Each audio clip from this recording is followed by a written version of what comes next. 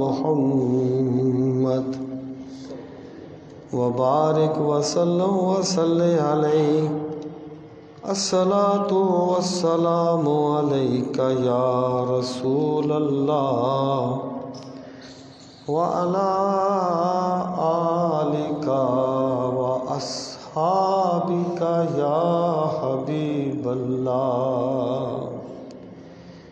الصلاۃ والسلام علیک یا شفیع المذنبین وعلی آلک واصحابک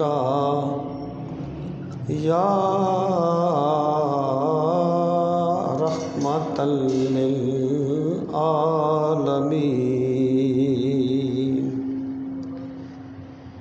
انتہائی عزت و احترام کے لائق قابل صد تکریم معزز و محترم سامعین کرام، آج میلاد النبی صلی اللہ تعالیٰ علیہ وآلہ وسلم کا یوم سعید ہے، اور حضور اکرم صلی اللہ تعالیٰ علیہ وآلہ وسلم کہ میلاد پاک کا بابرکت دن ہے۔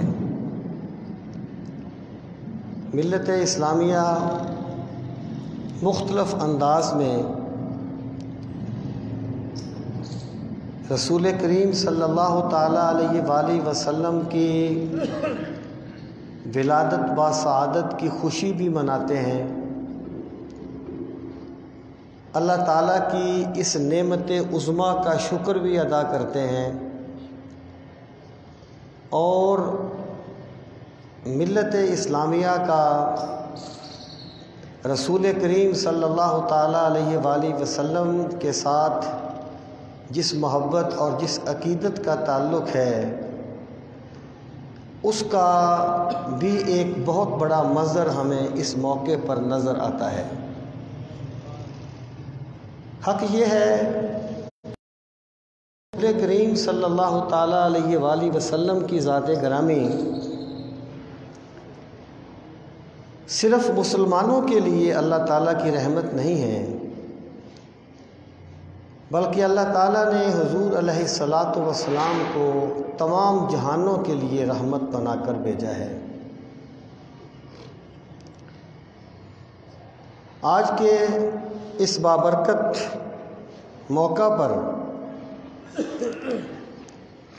میں جو گزارشات آپ کی خدمت میں پیش کرنا چاہتا ہوں وہ ایک سیرت کانفرنس کا موضوع ہے، آج کا جو ہمارے ریاستی سطح پر ہوتی ہے،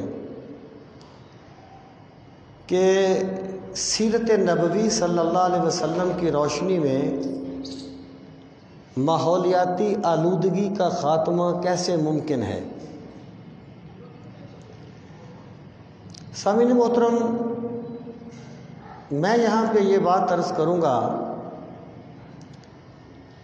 کہ پہلی بات تو یہ ہے کہ رسول کریم صلی اللہ تعالیٰ علیہ وآلہ وسلم کی تعلیمات اس قدر کامل اور اکمل ہیں کہ زندگی کے شعبے ختم ہو جاتے ہیں، سرکار کی رہنمائی ختم نہیں ہوتی۔ اور دوسری بات یہ ہے کہ رسول کریم صلی اللہ تعالیٰ علیہ وآلہ وسلم کی زندگی کے ہر شعبے میں جو رہنمائی ہے وہ کوئی محل نظر چیز نہیں ہے، بلکہ اللہ تعالیٰ نے اپنے نبی کی وساطت سے ہر راستے کو آخری حد تک ظاہر کر دیا ہے۔ یہ الگ بات ہے کہ ہمارا سوچنے کا ٹرینڈ ذرا ایک مخصوص قسم کا ہو جاتا ہے۔ بہرحال رسول کریم علیہ الصلوۃ والسلام کی ذات گرامی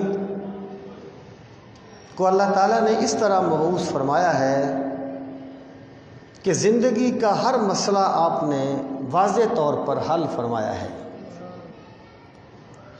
اب آ جائیں اس ٹاپک کی طرف جو آج کا ٹاپک ہے ریاست پاکستان کا،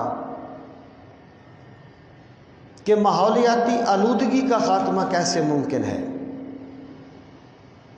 رسول کریم علیہ الصلوۃ والسلام کی سیرت کی روشنی میں۔ تو یہاں پر میں پہلی بات تو یہ عرض کر دوں کہ شاید یہ عنوان منتخب کرنے والوں کا ذہن تو صرف مادی آلودگی کی طرف گیا ہو، کہ فضاؤں میں دھواں جاتا ہے، یہ گرد جاتی ہے، ماحول فضا خراب ہو جاتی ہے، مختلف بیماریاں جنم لیتی ہیں۔ یہ بات صحیح ہے، لیکن یہ ماحولیاتی آلودگی کا مکمل تعارف نہیں ہے۔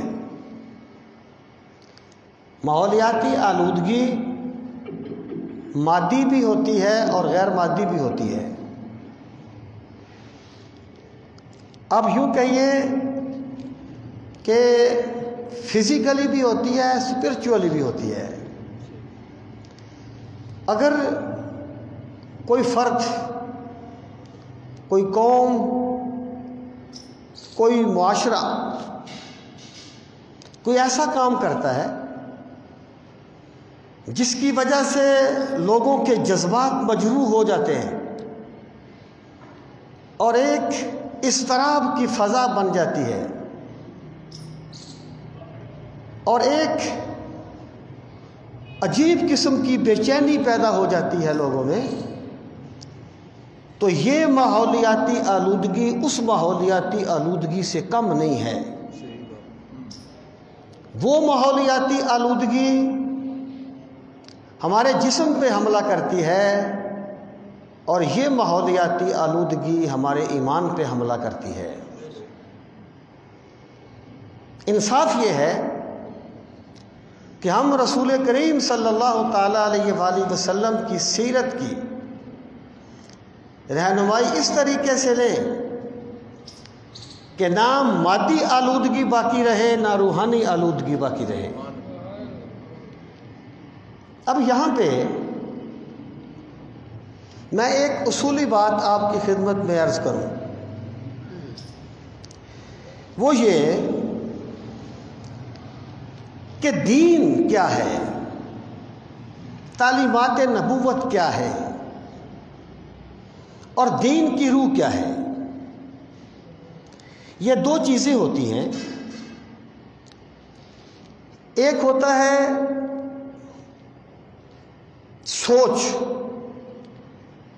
ایک ہوتی ہے اس سوچ کے نتیجے میں بننے والی کوئی چیز،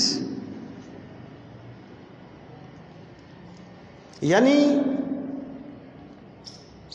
سوچ اس کو تہذیب کہتے ہیں اور تہذیب کے نتیجے میں جو چیز سامنے آتی ہے اس کو تمدن کہتے ہیں۔ اسلام، دین، سیرت، یہ چیزیں ان کا اصل ٹارگٹ تہذیب ہے، تمدن اس سے خود بخود جنم لیتا ہے۔ یعنی میری مراد یہ ہے کہ آپ نے ماحولیاتی آلودگی کے خاتمے پر غور کرنا ہے سیرت کی روشنی میں، تو سیرت میں آپ کو یہ رہنمائی نہیں ملے گی کہ آپ چمنی ایسے کی بجائے ایسے لگا دیں، یا آپ اس طریقے سے چلائیں تاکہ اس طریقے سے دھواں نہ نکلے۔ یہ سب تمدن کے مظاہر ہیں۔ سیرت تمدن سے بحث نہیں کرتی، تہذیب سے بحث کرتی ہے۔ تمدن اس کے نتیجے میں پیدا ہوتا ہے۔ میں آپ کو ایک مثال دیتا ہوں۔ قرآن اصل میں تھوڑا سا وہ گولیاں کھا کھا کے نا میرے لیے بولنا مشکل ہے، میں معذرت چاہتا ہوں، وہ اتنا فریلی بول نہیں سکتا۔ میں کوشش کرتا ہوں کہ جو میں کہنا چاہتا ہوں وہ کہہ دوں۔ میں یہ عرض کر رہا تھا کہ قرآن مجید نے آپ کی جو ویلیوز ہیں ان کو درست کرنا ہے، اقدار کو، اسے اس کے مظاہر سے غرض نہیں ہوگی، اقدار کو درست کرنا ہے۔ مثلا آ جائیں لباس کیسا ہونا چاہیے؟ قرآن مجید نے کسی لباس کو خاص نہیں کیا، حدیث میں، سنت میں، کہ آپ نے شلوار قمیض پہننی ہے، آپ نے دھوتی کرتا پہننا ہے، آپ نے کوئی ویسٹ کوٹ پہننی ہے، کوئی مخصوص نہیں کیا۔ اسلام نے یہ کہا کہ تم جو بھی لباس پہنو، جو تمہارا علاقائی تمدن ہے، ایک آفاقی دین تمدن پہ قدغن نہیں لگا سکتا۔ ایک آفاقی دین جو آفاقی ہے وہ تمدن پہ قدغن نہیں لگاتا، یہ اس کی آفاقیت کے منافی ہے۔ اسلام نے کہا وَأَنزَلْنَا عَلَيْكُمْ لِبَاسًا يُوَارِي عَلَيْكُمْ وَرِيشًا، ہم نے تم پر لباس اتارا۔ اتارنے سے مراد یہ نہیں جیسے اللہ نے قرآن اتارا ہے، اللہ نے اسباب پیدا کر دیے لباس کے، اللہ اسباب پیدا کرتا ہے، پھر اللہ انسان کو عقل دیتا ہے، وہ اسے تمدن میں ڈالتا ہے۔ ہم نے تمہارے لیے لباس بنایا۔ لباس کیسا ہونا چاہیے؟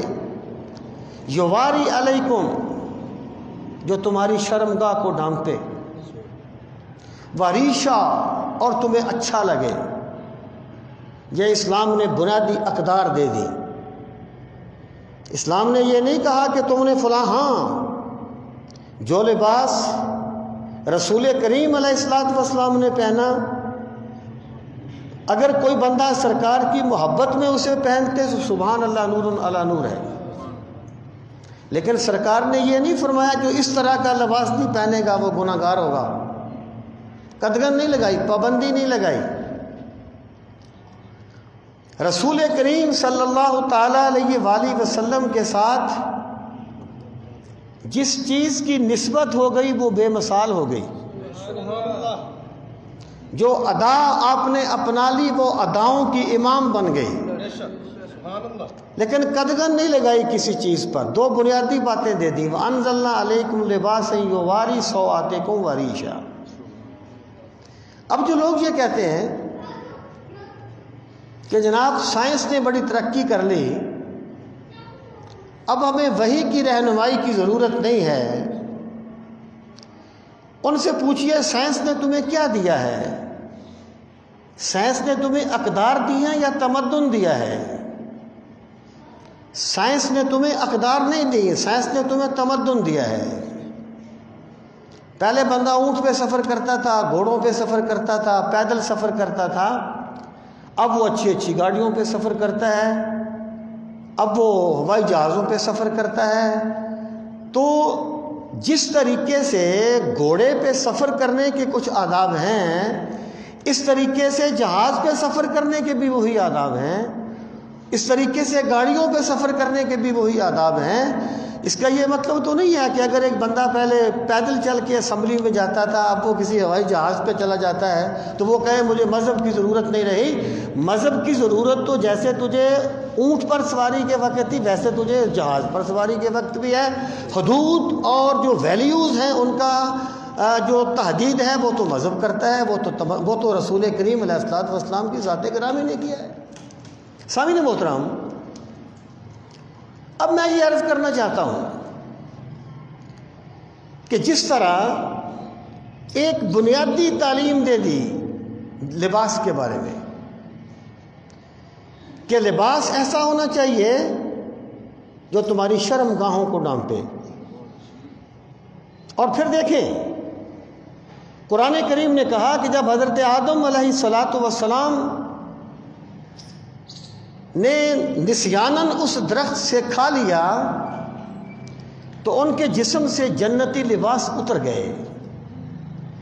طفقا یخصفان علیہما من ورق الجنہ، اب انہیں اللہ نے نہیں کہا تھا تمہارے جسم سے لباس اترے ہیں تم اسے ڈھانپو، انہوں نے فطرتی طور پر جنتی درختوں کے پتوں سے اپنا جسم ڈھانپنا شروع کر دیا۔ مطلب کیا ہے کہ جسم کو ڈھانپنا اللہ نے انسان کی فطرت میں رکھا ہے، اس کی فطرت میں ہے۔ اب جو بھی لباس شرمگاہ کو نہ ڈھانپے، جسے پہننے کے باوجود بھی شرمگاہ نہ ڈھانپے، وہ لاکھوں روپے کا کیوں نہ بنے، وہ لباس نہیں ہے اسلام کی نظر میں۔ اور ریشہ سے مراد یہ ہے کہ اسلام تمہیں گندگی کا درس نہیں دیتا۔ اسلام یہ نہیں کہتا کہ صاف کپڑے نہ پہنو، اسلام کہتا ہے اجلے کپڑے پہنو، تمہارے کپڑے بھی تمہارے دل کی طرح صاف ہونے چاہیے۔ یہ اقدار ہیں، یہ بنیادی ویلیوز ہیں جو اسلام نے دیے ہیں۔ سامعین محترم، اب آ جائیں ماحولیاتی آلودگی کی طرف۔ سیرت آپ کو چمنیوں کے رخ نہیں بتائے گی، سیرت آپ کو یہ نہیں کہے گی کہ اس چیز کو اتنا مکس کریں تو دھواں نہیں بنے گا، سیرت آپ کو یہ نہیں بتائے گی کہ گاڑی میں اس طریقے سے پٹرول ڈالیں تو دھواں نہیں نکلے گا۔ سیرت آپ کو بنیادی اقدار دے گی، سیرت آپ کو بیسک ویلیوز دے گی۔ اب آپ دیکھیں کہ جو فضا میں آلودگی بنتی ہے اس کے پھر بڑے اسباب ہیں۔ ہمارا پرابلم یہ ہے ہم مادیات پہ آ کے رک جاتے ہیں، جبکہ حقیقت یہ ہے کہ ایک مادی دنیا ہے، ایک روحانی دنیا ہے، اور روحانی دنیا اصل ہے، مادی دنیا اس کے آگے ہے۔ یہاں پر جو کچھ بھی ہوتا ہے وہ ویسے نہیں ہوتا، وہ میرے رب کے ایک منصوبے کے تحت ہوتا ہے۔ فضا میں آلودگی کس لیے آتی ہے، کیوں آتی ہے؟ آپ کہہ سکتے ہیں کہ جناب بڑی بڑی فیکٹریاں ہیں، وہ دھوئیں چھوڑتی ہیں، گاڑیاں دھوئیں چھوڑتی ہیں، ڈسٹ ہوتی ہے، اور ویسے بھی یہ ٹیکنالوجی کا زمانہ ہے۔ لیکن اگر ہم یہ بنیادی بات سمجھ لیں کہ رسول کریم صلی اللہ تعالی علیہ وآلہ وسلم نے فرمایا اماطۃ الاذی عن الطریق صدقہ، لوگوں راستے سے کسی تکلیف دہ چیز کو اٹھا دینا بھی صدقہ ہے۔ یعنی ایک بندہ جا رہا ہے، راستے میں کوئی پتھر پڑا ہوا ہے، وہ بندہ یہ سوچتا ہے کہ یہ پتھر گزرنے والوں کو تکلیف دیتا ہے، وہ اس پتھر کو اٹھا کے سائڈ پہ کر دیتا ہے۔ یہ صرف ایک معاشرتی عمل نہیں ہے کہ لوگ اسے اچھا کہیں گے، میرے نبی یہ بتاتے ہیں راستے سے تکلیف دہ چیز کو اٹھا دینا صدقہ ہے، یہ کام کرنے والا صدقہ کرنے والا ہے۔ اب اگر کوئی بندہ صدقے کی دیگ تو دے دیتا ہے لیکن گھر کے کوڑے کا شاپر دوسرے کے دروازے کے آگے پھینک دیتا ہے تو اس نے سرکار مدینہ کی سنت کو نہیں سمجھا، اس نے سرکار کے پیغام کو نہیں سمجھا۔ رسول کریم صلی اللہ تعالی علیہ وآلہ وسلم تو اس طرح آپ احترام انسانیت کا درس دیتے ہیں کہ ایک مرتبہ آپ نے دیکھا کہ ایک بندہ جو ایک قبر کے ساتھ ٹیک لگا کے بیٹھا ہوا تھا، آپ نے فرمایا لا تؤذوا صاحب القبر، اس قبر والے کو تکلیف نہ دے۔ جب تو قبر کے ساتھ ٹیک لگا کے بیٹھتا ہے تو قبر والے کو تکلیف ہوتی ہے، جو پیغمبر قبروں میں سونے والوں کو تکلیف نہیں دینے دیتا وہ زندہ انسانوں کو کیسے تکلیف دینے دے گا؟ سامعین محترم، یہ بات میں آپ سے بارہا کہتا رہتا ہوں کہ برائیاں ایک وجہ سے جنم نہیں لیتی، ان کے بڑے اسباب ہوتے ہیں، اور کوئی ایک بندہ انہیں ختم بھی نہیں کر سکتا، اس کے لیے کولیکٹیولی کام کرنا ہوتا ہے۔ فضا میں جو بھی آلودگی ہے، جو بھی فیکٹریوں کا دھواں جاتا ہے، گاڑیوں کا دھواں جاتا ہے، تو یہ فیکٹریاں اور گاڑیوں کے دھوئیں کو میں نے تو کنٹرول نہیں کرنا، آپ نے تو کنٹرول نہیں کرنا۔ یعنی عجیب فلسفہ ہے کہ بندے کے پاس پانی کا گلاس پڑا ہو اور وہ اٹھا کے پیے نہیں، اور وہ کہے جی کانفرنس کرو کہ ہم نے پانی کیسے پینا ہے۔ یہ اٹھا کے پی لو، جو تمہارے پاس پڑا ہوا اٹھا کے پی لو، کانفرنس کیوں کرتے ہو؟ میں کہنا یہ چاہتا ہوں کہ جو کام ریاست کا ہے وہ ریاست کرے، جو اصحاب منبر و محراب کا ہے وہ اصحاب منبر و محراب کریں، جو عوام کا ہے وہ عوام کرے، اپنے آپ مسائل حل ہو جائیں گے۔ ہمارے پرابلم کیا ہے؟ کسی نے اپنا کام نہیں کرنا، دوسرے کے کام پہ کیڑے نکالنے ہیں، دیٹس آل۔ اس طرح تو بات نہیں بنتی۔ سامعین محترم، دیکھیے، قانون کی کمی نہیں ہے، پاکستان میں ہر چیز کا قانون موجود ہے۔ اب ہوتا کیا ہے؟ کس لیے فضا میں دھوئیں جاتے ہیں؟ کہ ایک سرمایہ دار ہے، اس کی ایک فیکٹری ہے، اس کو پتہ ہے، یہ بڑے تیز لوگ ہوتے ہیں، یہ کوئی سادہ نہیں ہوتے، یہ وہ کچھ سوچتے ہیں جس کا ہم تصور نہیں کر سکتے۔ اسے پتہ ہے کہ یہ دھواں اس طرح ختم ہو سکتا ہے، لیکن اس پر اتنا خرچہ آتا ہے۔ آپ نے نہیں دیکھا کہ وہاں اتنی ڈسٹ ہوتی ہے کہ مزدور بیچارے آدھے سے زیادہ پھیپھڑوں میں کے درد میں وہ تکلیف میں مبتلا ہو جاتے ہیں؟ اسے پتہ ہوتا ہے، اسے پتہ ہے کتنے پیسے لگتے ہیں، وہ پیسے نہیں لگانا چاہتا، پیسے کمانا چاہتا ہے، ویسے بڑا کہتا ہے دھواں ختم ہونا چاہیے، دھواں ختم ہونا چاہیے۔ سامعین محترم، میں یہ عرض کرنا چاہتا ہوں کہ فضائی آلودگی کو ختم کرنے کے لیے عوام کی اپنی ذمہ داری ہے۔ اگر ایک بندہ 6 لاکھ کی گاڑی خرید لیتا ہے نا، 10 لاکھ کی گاڑی خرید لیتا ہے، تو وہ 30 40 20 25 ہزار لگا کے اس کو ٹھیک بھی کروا سکتا ہے، لیکن وہ یہ سوچتا ہے کہ کام چل رہا ہے، چلنے دو۔ بے شک سڑک کا بیڑا غرق ہو جائے، وہاں چلنے والوں کی ناک بند ہو جائے، اسے پرواہ نہ ہو۔ عوام اپنا کام کرے۔ وہ کیا ہے کہ شکوہ ظلمت شب سے تو کہیں بہتر تھا، اپنے حصے کی کوئی شمع جلاتے جاتے۔ عوام اپنا کام کرے، ریاست اپنا کام کرے، ادارے اپنا کام کریں۔ اب دیکھیں نا، ہم کہتے ہیں کہ جناب ہمارے جو عموماً لوگ جو گاڑی چلاتے ہیں، ڈرائیو کرتے ہیں، قانون کی پابندی نہیں کرتے۔ پکے نہیں کرتے، آپ بھی جانتے ہیں، ہر بندہ جانتا ہے۔ لیکن جب ہمارا ڈرائیور جا کے امریکہ میں سعودیہ میں ڈرائیونگ کرتا ہے تو وہاں کیوں پابندی کر لیتا ہے؟ وہاں اس کی نیچر بدل جاتی ہے؟ نہیں، اسے پتہ ہے قانون مجھے پکڑ لے گا۔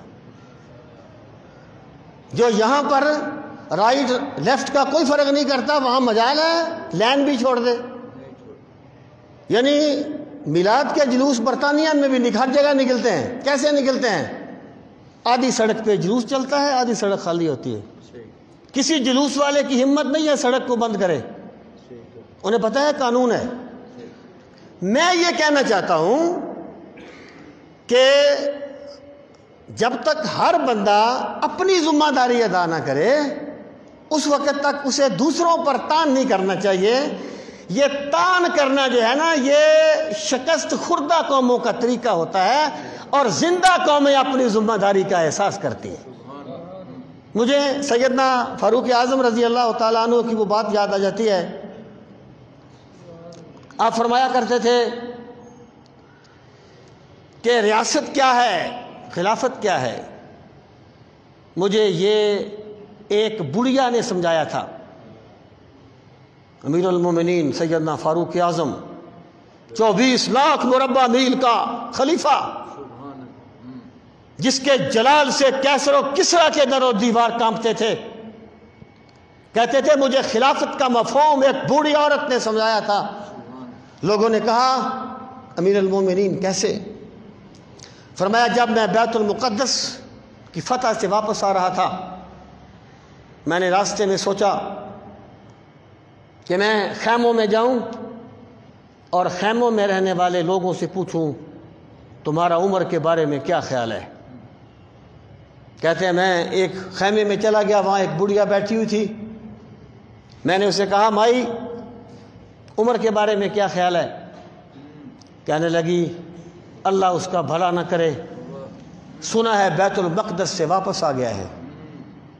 میں نے کہا مائی بڑی ناراض ہو عمر سے، کیا ہوا؟ کہنے لگی مجھے بیت المال سے میرا حصہ نہیں ملا۔ تو فرماتے ہیں میں نے اسے کہا مائی تو ادھر خیمے میں بیٹھی ہے، عمر مدینے میں رہتا ہے، عمر کو کیا پتا حصہ ملا ہے کہ نہیں ملا؟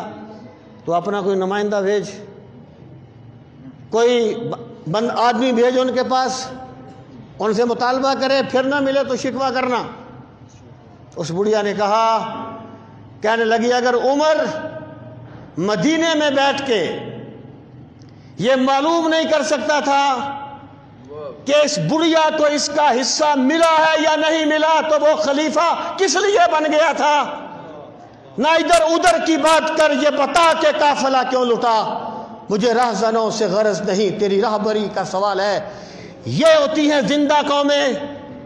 پھر سیدنا فاروق اعظم نے یہ طے کیا تھا کہ میں ایسا نظام بناؤں گا کہ مجھے علم ہوگا کہ کس خیمے میں حصہ پہنچا ہے اور کس خیمے میں حصہ نہیں پہنچا۔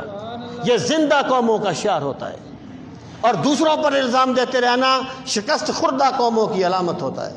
سامعین محترم، سیرت نبوی کی روشنی میں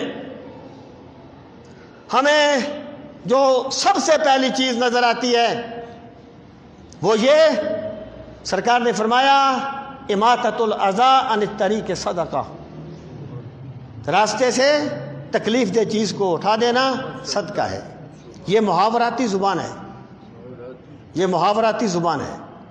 اس کا یہ مطلب نہیں ہے کہ راستے سے چیز اٹھا دینا تو صدقہ ہے اور اپنا کوڑا کسی کے گھر کے سامنے رکھ دینا کوئی گناہ نہیں ہے، یا راستے سے اٹھانا تو صدقہ ہے اور فضا میں بکھیر دینا بڑی نیکی کا کام ہے، یہ بات نہیں ہے۔ مراد کیا ہے کہ ایک انسان اس چیز کو مت بھولے کہ میں نے کسی انسان کو تکلیف نہیں دینی، نہ اپنی گاڑی سے، نہ اپنی فیکٹری سے، نہ اپنے کوڑے سے، نہ اپنے رویے سے۔ اور ہم تو اس نبی کے ماننے والے ہیں جو فرماتا ہے الطہارۃ نصف الایمان، پاکیزگی نصف ایمان ہے۔ اس میں بھی ایک بڑی غور کرنے والی بات ہے۔ شاہ ولی اللہ فرماتے ہیں کہ ظاہر کا باطن کے ساتھ بڑا گہرا تعلق ہوتا ہے۔ اگر ایک بندے کے کپڑے گندے ہوں، اس کے دل میں کبھی خضوع و خشوع نہیں آئے گا۔ بندہ مومن کے کپڑوں پر پیبند تو ہو سکتے ہیں، گندگی نہیں ہو سکتی۔ یہ بندہ مومن کی شان نہیں ہے اگر ظاہر کا باطن کے ساتھ بڑا گہرا تعلق ہے۔ اگر ایک بندہ نماز پڑھ رہا ہے نا، نماز پڑھتے ہوئے اس کا ایک پاؤں دائیں جا رہا ہے، دوسرا بائیں جا رہا ہے، تو یقین کیجئے اس کی نماز میں خضوع و خشوع نہیں ہوگا۔ اگر اس کا ہاتھ کبھی ادھر کبھی ادھر، خضوع و خشوع نہیں ہے۔ ظاہر باطن کا مظہر ہے اور باطن ظاہر کا منبع ہے۔ اللہ کے نبی یہ فرماتے ہیں کہ صدقہ ہے راستے سے تکلیف دہ چیز کو اٹھا دینا۔ ہمارے ہاں کیا ہے، پرابلم کیا ہے؟ ہم مکان پہ کروڑوں لگا دیتے ہیں، گلی پہ 100 نہیں لگانا چاہتے، اور پھر ہمارے دعوے ہیں جو ختم ہی نہیں ہوتے۔ رسول کریم علیہ الصلوۃ والسلام تو یہ فرماتے ہیں اللہ کی قسم وہ مومن نہیں ہوگا، اللہ کی قسم وہ مومن نہیں ہوگا، اللہ کی قسم وہ مومن نہیں ہوگا، 3 مرتبہ فرمایا۔ صحابہ نے پوچھا یا رسول اللہ صلی اللہ علیہ وسلم وہ کون بندہ ہے جس کے بارے میں آپ اتنی تاکید سے فرماتے ہیں کہ وہ مومن نہیں ہوگا؟ آپ نے فرمایا جس کا پڑوسی اس کے شر سے محفوظ نہیں ہے۔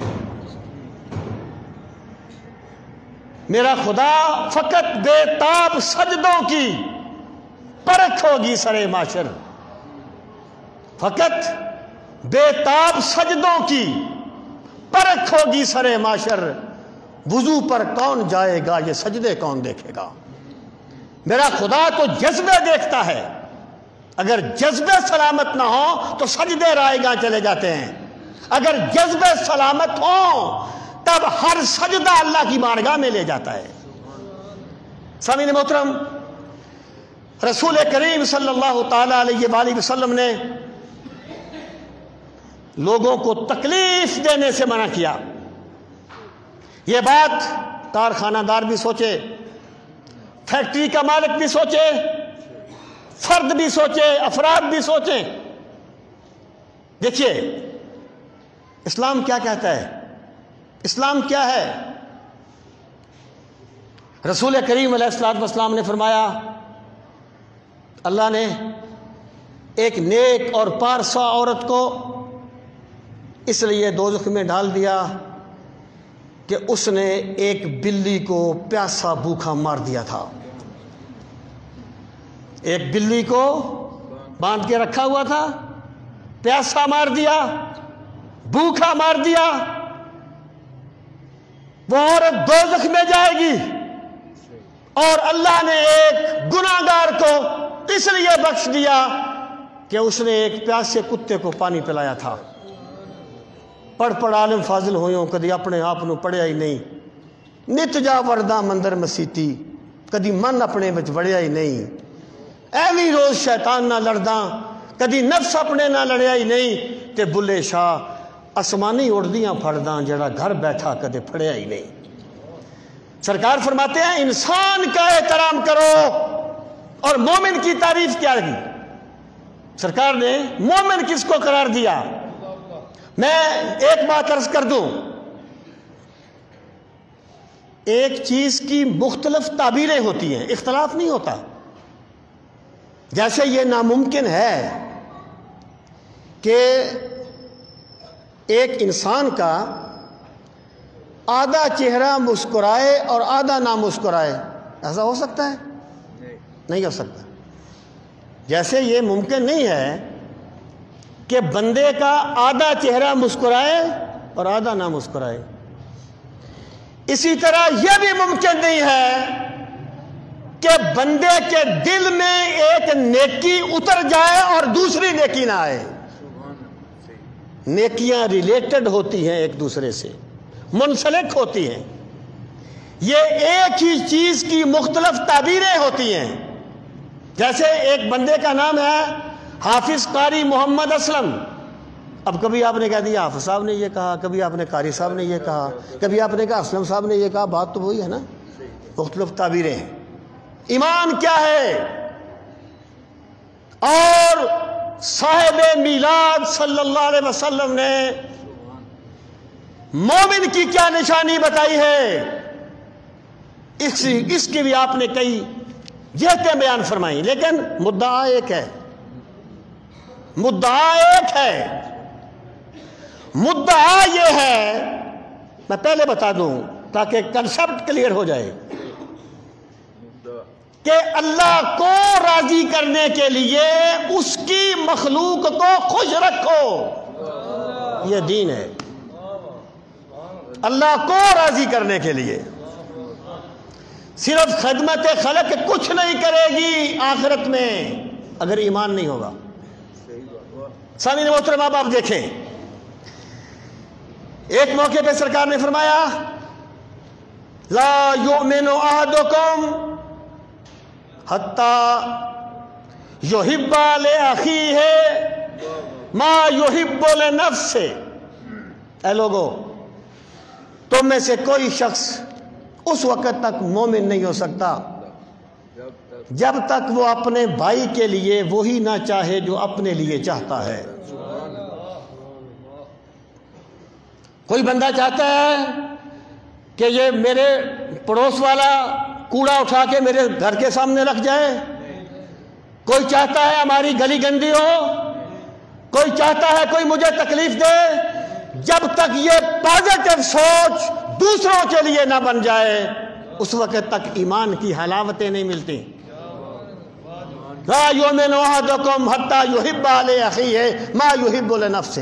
اس کا ایک اور بھی مفہوم بیان کیا گیا، وہ یہ کہ دیکھیں کمپرومائز آپ کہاں کرتے ہیں؟ یہاں آپ کا کوئی تعلق ہوتا ہے، آپ کو ایک چیز بڑی محبوب ہے، بڑی آپ کو اس کی ضرورت ہے، آپ کا ایک دوست، پیارا دوست آپ سے وہ چیز مانگ لیتا ہے، آپ اس کو دے دیتے ہیں، آپ نے کمپرومائز کر لیا تعلق کی بنیاد پر۔ اسلام یہ کہتا ہے کہ ایمان کا کمال یہ ہے کہ اگر کسی کے ساتھ کمپرومائز کیا جائے تو ایمان کی بنیاد پر کیا جائے۔ یہ کمال ایمان ہے، کمال ایمان۔ تو لا یؤمن احدکم حتی یحب لأخیہ ما یحب لنفسہ، اس سے مراد یہ ہے کہ بندے کو ایک چیز بڑی محبوب تھی اور اس کے مسلمان بھائی کو بھی اس کی ضرورت تھی، اس نے اپنی ضرورت کو اپنے بھائی کی ضرورت پر قربان کر دیا۔ جس بندے نے ایمان کی بنیاد پر اپنے بھائی کی ضرورت کو مقدم کر دیا، اللہ اسے ایمان کا نور عطا کر دیتا ہے، اللہ اسے ایمان کی روشنی دے دیتا ہے۔ اور ایک اور مقام پر فرمایا المسلم من سلم المسلمون من لسانہ ویدہ، مسلمان وہ ہوتا ہے جس کے ہاتھ اور جس کی زبان سے دوسرے مسلمان محفوظ رہیں۔ مسلمان سلامتی بانٹنے والا ہے، اور ایک تاجر کو، ایک مل مالک کو، ایک گاڑی چلانے والے کو یہ سمجھ لینا چاہیے کہ اگر میں نے دعا چھوڑ کے مخلوق خدا کو تکلیف دی تو یہ کافی نہیں ہے کہ میرے پاس پیسہ ہے میں قانون سے بچ جاؤں گا۔ تو اللہ کی مخلوق کو اذیت دینے کا گناہ کر رہا ہے اور تجھے قیامت کے دن اس کا جواب دینا ہوگا۔ مسلمان وہ ہوتا ہے جس کی ہاتھ اور زبان سے دوسرے مسلمان محفوظ رہیں۔ اور ایک اور موقع پہ آپ نے فرمایا المومن من امنہ الناس علی دمائہم و اموالہم، مومن وہ ہے کہ لوگوں کے خون بھی اس سے امن میں آ جائیں اور لوگوں کے مال بھی اس سے امن میں آ جائیں۔ ایمان تو امن کا نام ہے، اسلام سلامتی کا نام ہے۔ جب ہم میں سے ہر بندہ یہ سمجھے کہ میرا کیا حصہ بنتا ہے اس فضائی آلودگی کو ختم کرنے کے لیے، اور پھر وہ اپنا حصہ ادا کرے گا، تب جا کے کوئی مثبت نتیجہ نکلے گا، ورنہ سوائے جمع تفریق کے، نشستن برخاستن کے، اس کا کچھ حاصل نہیں ہوگا۔ سامعین محترم، آج سرکار کا میلاد ہے اور اللہ اہل ایمان کی محبتوں کو سلامت رکھے، اللہ ان میں مزید اضافہ فرمائے۔ یہ میلاد کو منانا بہت بڑی سعادت ہے، لیکن صاحب میلاد کی بات ماننا اس سے بھی بڑی سعادت ہے۔ آئیے ہم طے کریں ہماری وجہ سے کسی کو تکلیف نہیں ہوگی، کسی کو دکھ نہیں ہوگا، ہم کسی کی زندگی مشکل نہیں کریں گے، ہم اپنی سہولت کے لیے کسی پر تنگی نہیں کریں گے۔ اگر ہم نے آج کے دن یہ چیز طے کر لی تو پھر ہم نے میلاد منانے کا حق ادا کر دیا ہے۔ سامعین محترم، اب آ جائیں جو فضا میں غیر مادی آلودگی پھیلتی ہے، وہ کیسے پھیلتی ہے؟ وہ اس وقت پھیلتی ہے جب کسی کے مذہبی جذبات کو مجروح کیا جاتا ہے۔ یورپ جو ہے نا، یورپ، اس کا ایک المیہ ہے۔ المیہ یہ ہے کہ یہ اپنی ذات بہت اچھا ہے، بڑا قانون کا پسند ہے، قانون پسند کرتا ہے، قانون نافذ کرتا ہے، لیکن دوسروں کے مقابلے میں اس سے بڑھ کر ظالم کوئی نہیں ہے۔ سامعین محترم، فرانس میں جو کچھ ہوا، رسول کریم صلی اللہ تعالی علیہ وآلہ وسلم کی ذات گرامی، جنہوں نے انسانیت کو جینے کے ڈنگ سکھائے ہیں،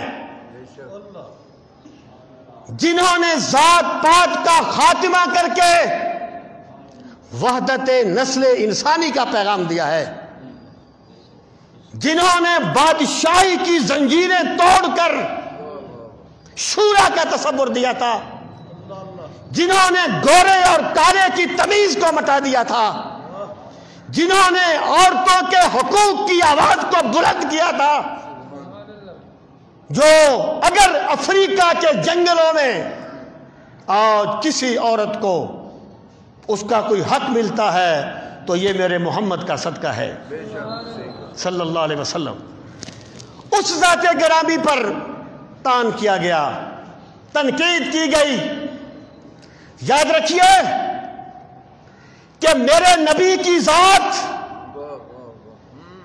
ان چیزوں سے ان کی عظمتیں کم نہیں ہوتی، میرے نبی کے ذکر کو میرے رب نے بلند کر دیا ہے۔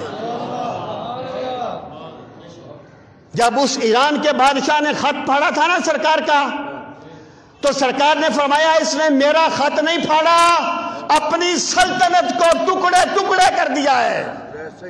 جو بھی بندہ میرے آقا کریم علیہ السلام کی شان کے غیر مطابق کوئی بات کہتا ہے، وہ اپنی دنیا بھی برباد کر لیتا ہے، عقبہ بھی برباد کر لیتا ہے۔ سامعین محترم، لیکن میں پوچھنا چاہتا ہوں، وہ این جی اوز کدھر ہیں؟ وہ موم بتی جلانے والی خواتین کدھر ہیں کہ اگر امریکہ کا کتا بھی مر جائے تو وہ سڑکوں پہ آ جاتی ہے؟ کبھی سنا آپ نے ان میں سے کسی کا بیان؟ کہاں مر گئی وہ ساری کی ساری؟ سامعین محترم، میں یہ بات عرض کروں گا کہ یورپ کو سمجھ نہیں ہے کہ ہمیں اپنے نبی سے کتنی محبت ہے۔ او بھائی، ہر چیز کا ایک عمل کا رد عمل ہوتا ہے، ایکشن کا ری ایکشن ہوتا ہے۔ یہ کیا کہ سورج پہ گھر بنانا، یہ کیا کہ سورج پہ گھر بنانا اور اس پہ چھاؤں تلاش کرنا، وہ کیا کہ سورج پہ گھر بنانا اور پھر اس پہ چھاؤں تلاش کرنا، قدم بھی رکھنا جو دلدلوں پر، پھر اپنے پاؤں تلاش کرنا، نکل کے شہروں میں آ بھی جانا، مچلتے خوابوں کو ساتھ لے کر بلند و بالا عمارتوں میں پھر اپنے گاؤں تلاش کرنا، پھر بلند و بالا عمارتوں میں گاؤں نظر نہیں آتے۔ جب تم کوئی بھی ایسا کام کرو گے تو تم خود اپنے لیے تباہی کا راستہ کھولو گے۔ سامعین محترم، مجھے وہ مسٹر محمد شفیع صاحب کی بات یاد آ جاتی ہے۔ میم شین ان کا مخفف تھا ان کے نام کا، جی، وائسرائے کی ایگزیکٹو کونسل کے ممبر تھے۔ ایک انگریز میجر تھا، اس نے رسول کریم علیہ السلام کی شان میں گستاخی کی۔ ایک چوکیدار تھا، اس نے اسے قتل کر دیا۔ وہ اقبال نے کہا تھا نا، ترخاڑاں دا منڈا بازی لے گیا، اسی گلاں کرتے رہ گئے۔ عشق دے جلے بازی لے گئے، عقل مندہ ایویں ہی عمراں گالیاں، اسے قتل کر دیا، مقدمہ چلا۔ تو مسٹر شفیع جو تھے، ان کی آنکھوں سے آنسو آ گئے۔ وائسرائے نے کہا، کہنے لگا مسٹر شفیع آپ اتنے پڑھے لکھے بندے ہیں، آپ بھی اتنے جذباتی ہو گئے؟ اس نے کہا، رو پڑا، اس نے کہا سر اللہ کی قسم آپ کو اندازہ نہیں ہے ہم اپنے نبی سے کتنی محبت کرتے ہیں، اگر وہ شخص میرے سامنے ہوتا تو میں بھی وہی کرتا جو اس نے کیا ہے۔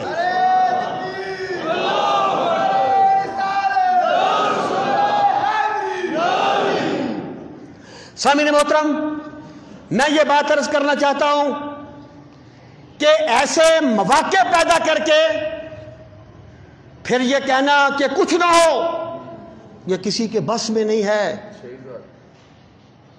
یہ میرے رب کا نظام ہے، وَرَفَعْنَا لَكَ ذِكْرَكَ۔ لوگ نکلیں گے، نکلے ہیں، نکلیں گے، لیکن میں یہاں پر چند باتیں ضرور عرض کرنا چاہتا ہوں۔ پہلی بات یہ ہے، یہ مذمتی بیان مجھ جیسے بے بس لوگ دیتے ہیں، ریاستیں نہیں دیا کرتی، ریاستیں ایکشن لیا کرتی ہیں، ریاستیں وہ کام کرتی ہیں جو ان کا کام ہوتا ہے، بیان ہم جیسے لوگ دیتے رہتے ہیں، بات کوئی اختیار نہیں ہوتا۔ اور جب بھی آپ احتجاج کریں، کسی ملک کی چیز کو نقصان نہ پہنچائیں، ملک ہمارا ہے، اپنے اداروں کا احترام کریں، ادارے ہمارے تحفظ کے لیے ہیں، اگر وہ ہمیں کہیں روکتے ہیں تو ہماری بہتری کے لیے روکتے ہیں، اگر ہم آپس میں الجھیں گے تو یہی تو وہ حاصل کرنا چاہتے ہیں۔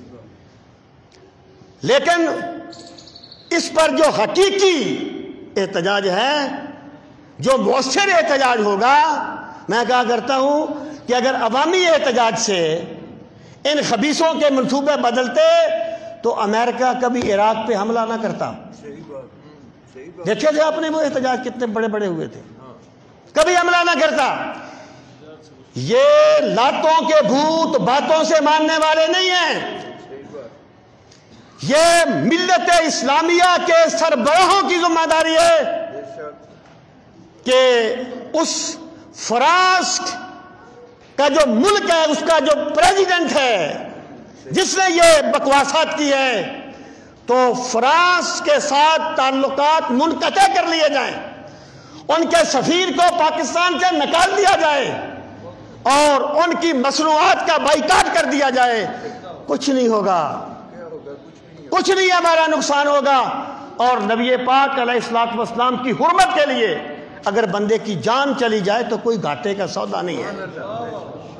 میں یہ عرض کرنا چاہتا ہوں کہ آگ لگا کے نا پھر الزام لوگوں کو نہ دیا کرو، آگ لگانے والوں کو دیا کرو۔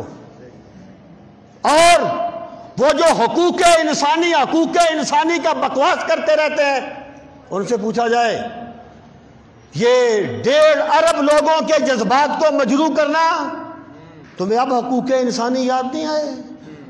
تمہیں اب انسانی حقوق کی یاد نہیں آئی؟ تو سامعین محترم، یہ بھی ایک فضائی آلودگی ہے، اور یہ وہ لوگ پھیلاتے ہیں جو دنیا کی امن کو تباہ کرنا چاہتے ہیں، اور ان کا سد باب ریاستی سطح پر کیا جائے، عوام اپنا احتجاج کرے، لیکن احتجاج میں کوئی توڑ پھوڑ نہ ہو، کوئی تصادم نہیں ہونا چاہیے، بلکہ صرف رسول کریم علیہ الصلوۃ والسلام کی ذات بابرکات کے ساتھ محبت کا اظہار ہونا چاہیے۔ اللہ رب العزت ہم سب کو رسول کریم علیہ الصلوۃ والسلام کی سچی محبت نصیب فرمائے۔